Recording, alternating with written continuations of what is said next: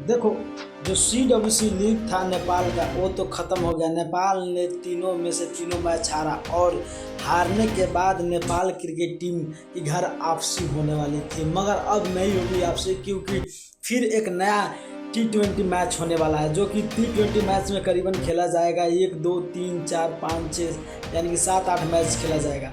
उसमें भी नेपाल का खेला जाएगा। ये यानी कि ODI मैच नहीं है कि T20 फॉर्मेट है, जिसमें इसे अभी बहुत लोग पूछ रहे हैं कि भाई नेपाल को इससे क्या फ़ायदा होगा।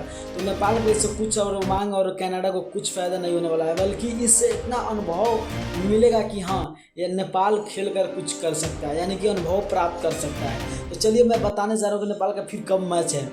जो कि नेपाल का मैच बताया जा रहा है कनाडा वर्सेस नेपाल का 28 तारीख को है।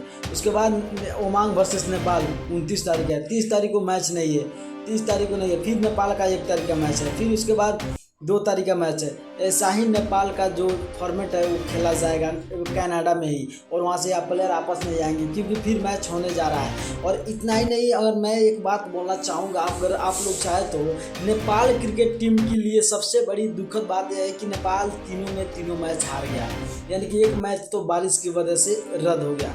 तो मैं एक बात बोलना चाहूँगा, नेपाल का जो कि कोच मोंटी देसाई, कप्तान रोहित पौडेल, इससे नहीं है, बल्कि कि कैन का जितना मैनेजमेंट है, पारस खड़का जो सचिव पारस खड़का है, और सारे जो कैन का मैनेजमेंट है, उसको ऑनलाइन मीटिंग करना चाहिए। और मीटिंग में ये सबको सुझाव रखना चाहिए कि जो मोंटी देसाई क्रिकेटर के साथ जो एक्सपेरिमेंट कर रहे हैं वो नहीं होना चाहिए, क्योंकि हम लोग ने देखा था कि बहुत सारा एक्सपेरिमेंट हो रहा था, जो कि कभी इसको बैठाकर उसको खिलाना, इसको बैठाकर उसको खिलाना।